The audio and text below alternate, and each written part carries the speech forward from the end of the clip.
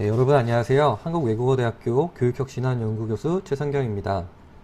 PBL 교육 방법에 관심을 가진 교수님들 만나 뵙게 되어 반갑습니다. 한국외대에서는 21년 2학기부터 PBL 교과목 개발 사업을 진행하고 있으며 대학 혁신 지원 사업에서 교수 역량 강화, 또 학습자 중심의 교육 방법 적용을 통한 교육의 질 개선 등 중요한 사업으로 지금 운영되고 있습니다. 때문에 PBL 교과목 개발에 관심을 가지고 지금 신청서를 작성하시는 교수님들에게 조금이나마 PBL에 대한 이해를 높여드리고 수업을 설계하는 데 도움을 드리고자 이 OT를 진행하게 되었습니다. 이 영상은 사업 신청 전에 참고하시도록 유튜브에도 올려놓고 또 신청하신 교수님들이 이 클래스에서도 확인하실 수 있도록 하겠습니다. 먼저 한국외대에서 진행하는 PBL 교과목 개발 운영과 관련해서 안내를 드리고 이후에 본격적인 PBL 교수 설계에 대한 특강 중심으로 진행하도록 하겠습니다. 네, PBL 교과목 개발 운영 프로세스를 설명드리면 아래 보시는 그림과 같이 PBL 교과목 개발 지원 신청을 하시고 심사위원이 심사 후에 선정을 하고 PBL 수업을 운영하게 됩니다. PBL 수업은 16주 중에 총 4주 이상 PBL을 적용하셔야 하며 또 담당 PBL 컨설턴트인 저와 웨엑스에서 컨설팅을 1회 진행합니다. 또한 PBL 간담회를 열어서 적용하시는 교수님들 간에 PBL 관련 정보를 소통하고 또 팁을 같이 함께 공유하는 시간을 가지려고 합니다. 추후 일정은 선정되신 교수님들에게 이 클래스에서 따로 공지를 하도록 하겠습니다. PBL 최종 결과 보고서는 신청서와 함께 파일로 양식을 첨부하여 보내드렸습니다. 최소 10페이지 이상 작성하셔서 공지를 하는 그 기간 안에 또 제출을 해주시면 됩니다. 선정되신 교수님들께서는 1대1 컨설팅이나 간담회, 최종 결과 보고서는 필수적으로 참여해 주시기를 바랍니다. 마지막으로 PBL 성과 공유에는 공유를 희망하시는 교수님들 중심으로 PBL 수업 설계 과정이나 실제 성과, 학생이나 교수님들 인터뷰 중심으로 영상 또는 발표회로 지금 추진할 예정입니다. 참여해 주시는 교수님들께는 또 추가 인센티브를 제공할 계획입니다. 성과 공유를 통해서 또 외대에 더 많은 교수님들이 학습자 중심 교육을 참여하고 또 확산하는 데 좋은 발판이 되리라고 봅니다. 운영하시면서 또는 이제 신청하시면서 또 궁금하신 것은 아까 제가 처음에 보여드렸던 전화와 또 이메일로 문의를 해주시면 감사하겠습니다.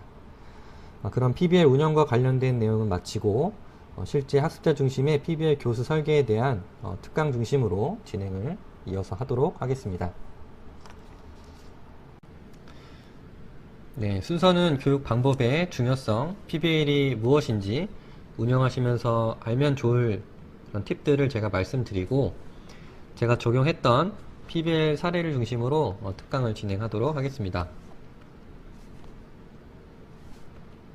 먼저 교육 방법의 중요성에 대해서 간략히 설명드리겠습니다. 4차 산업 ICT 기술의 혁신으로 사람보다 더 빠르고 정확한 인공지능 AI의 등장은 교육 현장에서도 어떻게 대응할지에 대해서 끊임없는 물음이 제기되고 있습니다. 특별히 교육의 영역에 있어서 학생들은 기계가 할 수 없는 그런 역량을 함양하는 교육이 필요하게 되었고 교수님들도 잘 아시듯이 한국 외대도 6대 핵심 역량이 있습니다. 이렇듯이 교육의 목표가 역량 중심으로 바뀌었고 이런 변화된 교육 목표에 따라서 당연히 교육의 방법의 변화도 필요하게 되었습니다.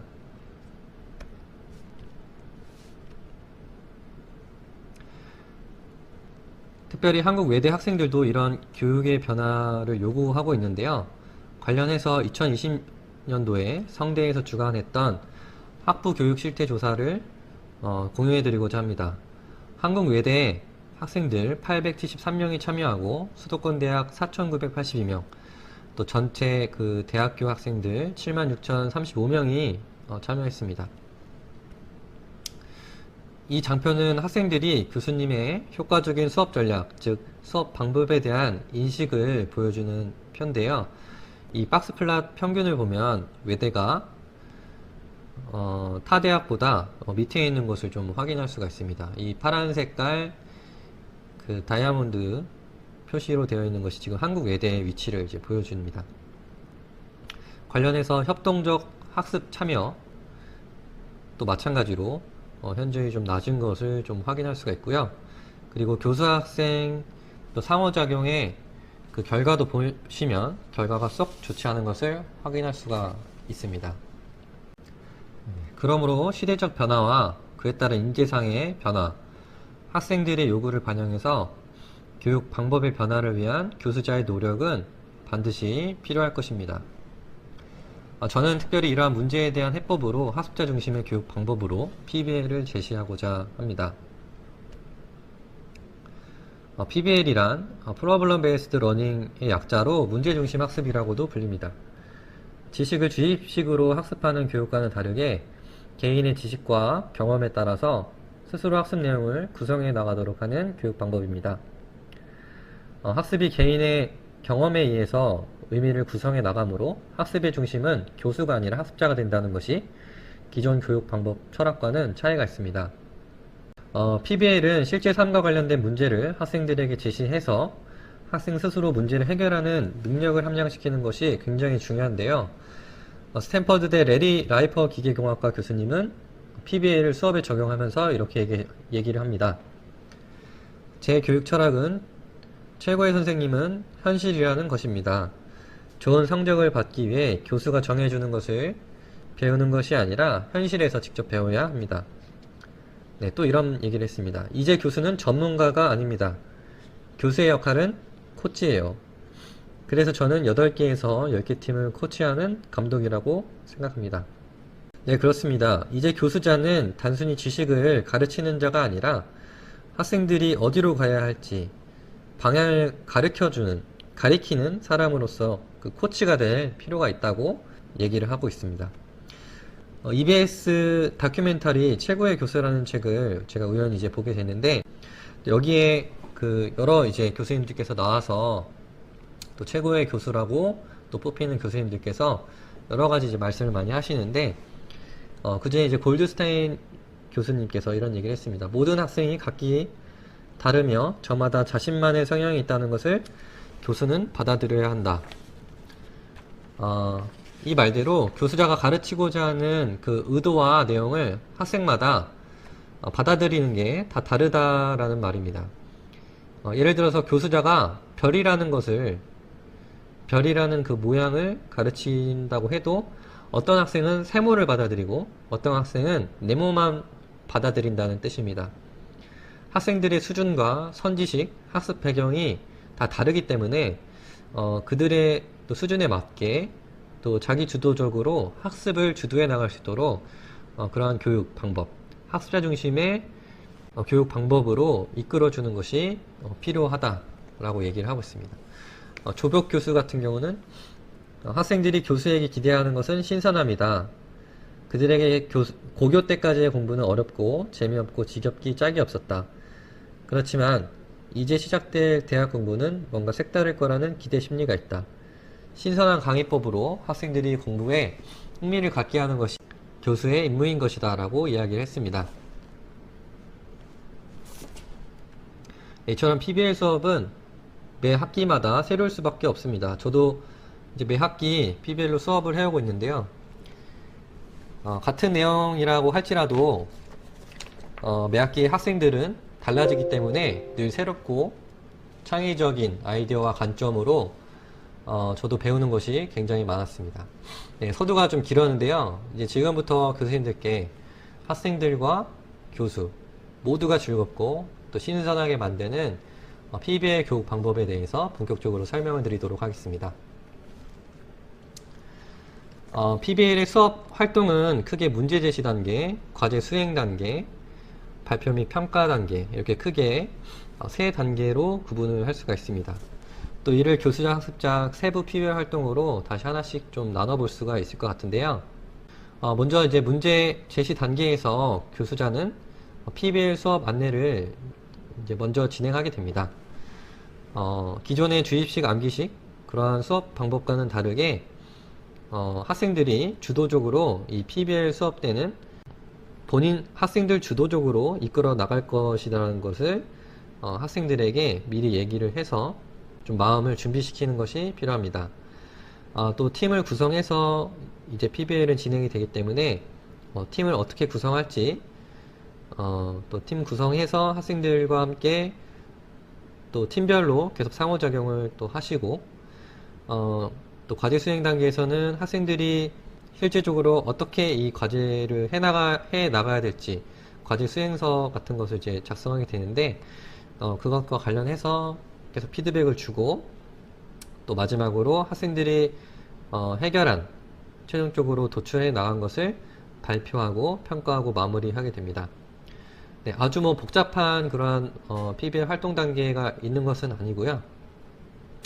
다만 이 그 중간중간 교수님들께서 또 학생들에게 계속 피드백을 주고 또 지속적인 상호작용과 의사소통을 계속 해 나가면서 촉진자 그리고 코치로서의 그런 역할을 계속 해 나가시면 되겠습니다.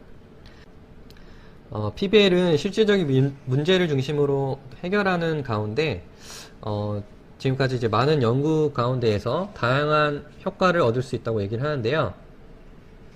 지금 이제 보시는 것처럼 이제 제가 이제 5개 영역 정도로 한번 나눠봤습니다.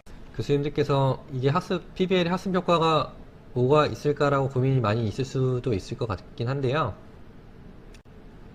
학생들의 자기주도 능력, 문제 해결 능력, 그 다음에 뭐 창의적인 사고, 그러한 영역뿐만 아니라 자신감, 뭐 도전 정신, 만족감, 뭐 공감 능력 이러한 부분들까지도 교수님께서 학생들이 성장해 나가는 것을 발견하고 관찰하실 수가 있습니다. PBL에서의 수업 목표는 실제적인 역량의 개발과 연결되도록 목표 진술이 이루어져야 합니다. 자신의 수업에서 PBL 적용 시 목표의 초점이 교과 내용 지식인지 학습자의 개발될 역량인지를 체크해 보시고 이를 어떻게 개발할 수 있을지를 많이 고민하신다면 보다 더 좋은 수업이 되실 수 있을 거라 확신이 듭니다. PBL에서의 평가는 다면 평가로서 교수님만 일방적으로 평가하는 것이 아니라 학습자가 스스로 자신을 평가하고 또 성찰한 것도 또 평가에 반영해 주시면 좋습니다. 또한 팀을 이뤄서 진행이 되기 때문에 동료 평가를 해주신다면 또 형평성의 측면에서도 교수님들께서 또 좋은 수업으로 또 만드실 수가 있을 거라고 생각이 됩니다.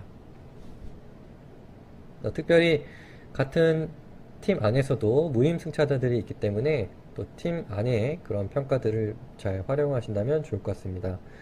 성찰 저널이나 동료 평가와 관련해서 제가 양식을 가지고 있는데 이건 추후에 교수님들께 그 메일로 또 공유해 드리도록 하겠습니다. PBL 수업에서 교수자의 역할은 아까 말씀드렸듯이 이전에 지식 전달자 역할에서 촉진자, 조언자, 학습의 안내자 역할을 하며 때로는 학생들과 함께 동료 학습자가 되기도 합니다. 이전에 가르치는 위주의 교수 중심이 아닌 학습자 중심으로 변화되기 위한 교수님의 철학이 그 무엇보다도 중요하다고 할 수 있습니다. PBL에서 학습자의 역할은 수동적인 학습자의 위치에서 적극적으로 변화되어 자기 주도성을 가지고 주체성, 책임감을 가지고 임하며 또 팀 활동으로 이루어지기 때문에 협력학습, 또 개인이 팀 프로젝트나 문제가 하나씩 또 끝날 때마다 자신의 어떤 활동을 돌아보는 이 성찰적 학습을 통해서 역량을 최대한 발휘하며 개발해 나갈 수가 있습니다. PBL 수업에서 제일 중요한 것은 프로블럼, 즉 문제입니다. 문제를 어떻게 학생들에게 제시하는지에 따라서 PBL 수업의 성패가 결정된다고도 할 수 있겠습니다. 따라서 성공적인 PBL 문제 제공을 하기 위해서는 교수님들께서 학생들한테 그 문제 상황을 학생들에게 잘 제공하고 또 좋은 문제의 특성을 이제 만들어서 주는 것이 제일 중요할 것 같습니다. 그래서 좋은 문제 시나리오의 특성을 한번 정리해 봤습니다. 첫 번째로 실제 삶과 관련되고, 또 두 번째, 다양한 문제 해결한 도출이 가능한 비구조적 특성을 가져야 합니다. 학생들마다 창의적인 문제 해결 도출이 가능하도록 문제 제시를 하면 좋습니다. 세 번째는 학습자의 흥미와 수준을 고려해야 하고, 또 네 번째로는 교과 관련돼서도 지식 연계성이 필요합니다. 다섯 번째로는 팀으로 이루어지기 때문에 그냥 혼자서 쉽게 해결할 수 있는 문제가 아니라 협력적인 문제 해결을 필요로 하는 그러한 사항을 제시하는 것이 좋습니다. 네, 저는 교양 과목으로 컴퓨팅 사고 함양을 위한 코딩 수업으로 진행을 했었는데요. 코딩을 듣는 학생들 대부분이 컴퓨터 비전공자가 많았고 여학생들도 많았습니다. 그래서 이 기존 코딩 교육이 프로그램 언어나 기술 습득에만 집중되어 있어서 학생들이 별로 이제 재미도 없고 흥미도 없고 이제 어려운 문법 위주의 그 프로그램 언어 암기 습득으로 인해서 이제 별로 이제 교육의 효과가 잘 나타나지 않는 문제점이 있었습니다. 그래서 이제 저는 나름대로 좀 설계 원칙을 좀 세워서 비전공자들도 쉽게 배울 수 있는 내용으로, 그리고 실제 삶과 관련해서 또 자기적으로 학생이 참여 가능하도록 설계하고, 그리고 이제 PBL 문제사항을 또 학생들에게 제시하여서 문제를 해결해 나가도록 설계를 했습니다. 그래서 좀 강의 방식이 수동적인 학습자가 아니라 학생들이 뭔가를 직접 이렇게 PBL 활동을 하면서 능동적이고 적극적인 학습자가 되도록 하기 위해서 세 가지의 문제 상황을 학생들한테 줬습니다. 그래서 좀 스텝 바이 스텝으로 첫 번째는 언플러그드 보드게임, 그 다음에 두 번째는 스크래치, 그리고 세 번째는 이제 드론 과정으로 학생들한테 문제 상황을 좀 주면서 좀 재미있게 좀 수업을 이끌어 나가고자 했습니다. 그래서 조금 제가 만들었던 그런 문제 상황을 교수님께도 좀 공유를 해드리고자 합니다. 첫 번째는 이제 언플러그드 이제 보드게임, 그러니까 처음부터 컴퓨팅 사고로 코딩을 들어가면 학생들이 굉장히 좀 어려워하기 때문에 저는 이제 보드게임을 학생들이 개발하면서 그 안에서 규칙들도 만들고 거기 안에서 논리적인 사고, 학생들과 의사소통 능력, 그리고 조금 흥미를 좀 잘 이끌어 나가기 위해서 문제 상황을 학생들한테 제시를 했습니다. 그래서 학생들은 이제 막 그 게임 회사에 입사한 신입사원으로서 제가 이제 미션을 주는 그런 문제 상황을 줬고, 그 미션은 보드게임을 만드는 것으로 문제 상황을 줬습니다. 그래서 단순히 주사위를 굴려서 이기는 그러한 보드게임을 개발하는 게 아니라 조금 약간 논리적인 사고를 형성할 수 있도록 제가 그 여러 규칙들을 좀 창의적으로 좀 절차적인 어떤 사고 가운데서 잘 만들어 봐라 라는 어떤 문제 사항과 조건을 줬습니다. 그래서 첫 번째와 두 번째 이렇게 문제의 그런 조건들을 좀 줘서 너무 이제 쉽지 않은, 너무 쉬운 문제 해결안이 나오지 않도록, 그리고 또 팀별로 서로 이제 협업하고 의사소통하면서 좀 만들 수 있도록 재미있게 이 활동이 될 수 있도록 좀 이렇게 시나리오를 작성을 해서 학생들한테 제시를 했습니다. 네, 그래서 이제 학생들이 이렇게 기존에 없는 뭔가 새로운 그런 이제 보드게임을 이제 만들었고, 실제로 이제 학생들이 이제 제작을 했던 이 보드게임을 실제로 플레이도 해보고, 또 학생들 간에 또 피드백도 주면서 이런 활동을 좀 했었습니다. 네, 이거는 실제로 했었던 장면이고요. 이때는 이제 코로나 이전에 했던 이제 수업을 제가 잠깐 이제 설명을 드리는 건데, 조금 이따가 이제 수업이 이제 온라인으로 진행될 때는 어떻게 하면 좋은지도 제가 좀 말씀을 드리도록 하겠습니다. 네, 두 번째는 이제 스크래치라는 이제 명령 코딩을 통해서 학생들이 이제 코딩을 이제 배우는 건데요. 이제 보시는 이제 화면처럼 명령 블럭들을 이제 이어서 붙여가지고 배우는 겁니다. 근데 이제 바로 그냥 이 프로그램을 어떻게 쓰면 좋은지 뭐 제가 막 하나하나 강의를 하면서 하는 게 아니라 이제 저 같은 경우는 이것도 이 프로그램을 통해서 너희들이 게임을 만드는 것이 미션이다. 그래서 마찬가지로 어떠한 게임을 만들어야 되는지 제가 이제 문제 사항을 줬고 너무 어렵지 않은 난이도로 학생들이 해결할 수 있을 정도로 문제 사항과 이 게임의 조건을 이제 제시를 했습니다. 네, 뭐 하나하나 교수님께서 뭐 제가 했던 내용을 다 하실 필요는 없기 때문에 이제 빠르게 좀 넘어가도록 하겠습니다. 네, 그래서 이렇게 학생들이 이제 코딩을 배우고 나서 이제 마지막에는 이제 드론을 이 코딩 했던 것과 연관을 시켜가지고 이 드론을 제어하는 것까지 제가 이제 과제를 줬습니다. 그래서 춤추는 뭐 드론 이렇게 얘기를 해서 음악을 틀고 그거에 맞게끔 이 드론을 내가 제어하는 것까지 해서 한번 학생들한테 이제 과제를 줬고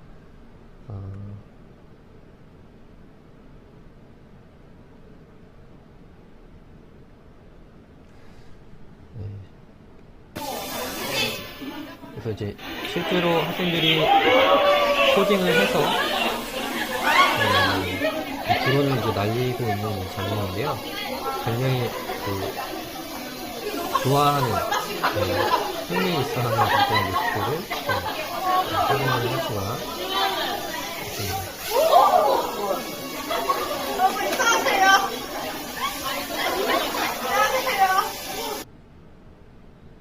그래서 이제 팀 단위로 이 수업이 이제 진행이 되기 때문에 팀별로 이제 돌아가면서 잘 이 문제가 해결이 되고 있는지 계속 관찰하시고 그 소그룹별로 피드백을 주시고 이렇게 하는 것이 굉장히 좀 중요합니다.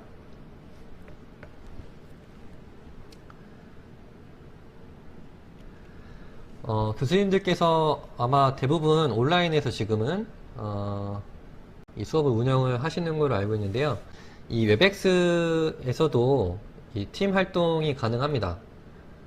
네, 그래서 웹엑스도 가능하고 줌도 가능하고 다 가능한데요. 저희가 이제 웹엑스를 또 많이 쓰시기 때문에 웹엑스로 잠깐 좀 안내를 드리도록 하겠습니다. 이제 웹엑스에서 이제 소그룹을 이제 만드실 수가 있고 그 교수님께서 소그룹별로 피드백을 좀 주실 수가 있습니다. 그래서 웹엑스에 들어가시면 메뉴에 보시면 세브 세션이 있고 거기에 이제 세브 세션 활성화라는 버튼이 있습니다. 이것을 클릭을 하시면 교수님들께서 그 팀을 몇 개를 설정하시기가 나옵니다. 그래서 이제 팀을 이렇게 만들어 주시고요. 그 다음에 참가자가 세션을 선택하도록 허용이라는 버튼을 눌러 주시면 교수님들께서 팀을 배정하셨던 대로 학생들이 그 세션을 선택을 해서 그 방에 찾아 들어가게 됩니다. 참가자를 자동으로 배정함과 참가자를 수동으로 배정이 있는데요. 이것을 하기보다는 제가 추천드리는 것은 미리 팀을 이제 학생들별로 정하신 다음에 직접 찾아 들어가라고 해야지 많이 시간을 세이빙 하실 수가 있습니다. 그래서 이제 배정을 하시면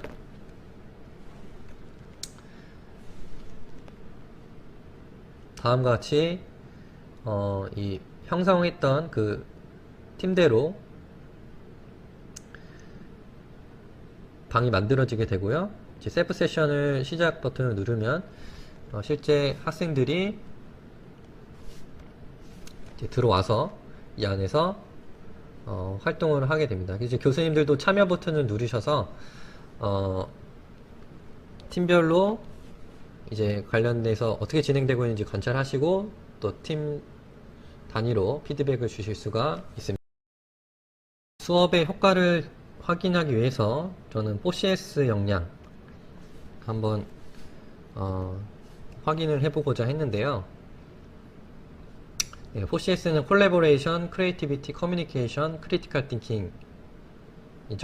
그래서 이 4CS에서 학생들이 어떻게 좀 이 수업 전과 또 수업 후가 변화가 되는지 좀 궁금해서 저는 이 별량 한번 추적을 해봤었고요.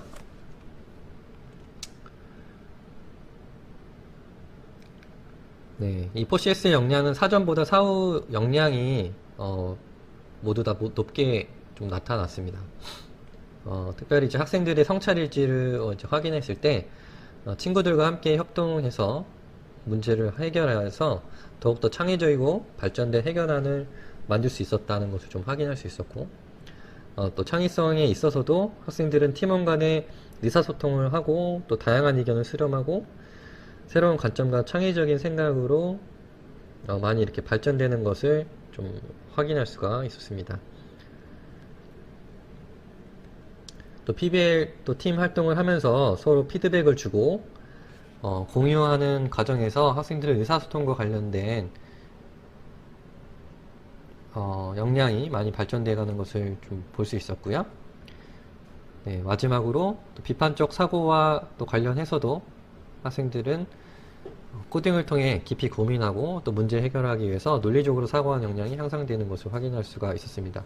그래서 이제 저는 이제 코딩 수업에서 컴퓨팅 사고 능력, 논리적 사고 능력, 뭐 이러한 제가 이제 수업의 목표로 했던 것들을 중심으로 이 수업을 좀 진행을 했었고, 이러한 역량을 좀 변화를 좀 보고 싶어서 좀 설문과 또 성찰일지를 좀 받았었는데, 이제 교수님들마다도 교수님께서 수업의 목표 또 확인해 보고 싶은 것들이 좀 많이 있으실 거라고 좀 생각이 듭니다. 이제 그러한 것들을 또 수업 마지막에 학생들 통해서 또 확인해 나가신다면 또 좋은 또 성과로서 잘 이렇게 얻으실 수가 있을 거라고 좀 생각이 듭니다.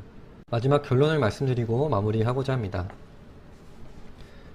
첫 번째, PBL은 기존의 주입식 및 일방적인 강의식 교육 방법이 아닌 4차 산업혁명 시대에 경쟁력 있는 인재를 양성할 수 있는 학습자 중심의 교육 방법입니다.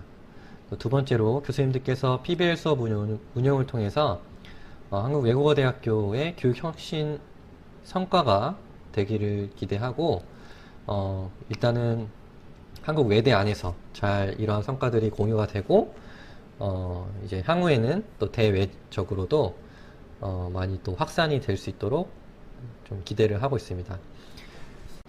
교수님들께서 수업의 목표가 잘 달성되며 학생들과 함께 즐겁고 성공적인 수업이 되시도록 저도 계속 관심을 가지고 도와드리도록 하겠습니다. 특강을 들어주셔서 감사합니다.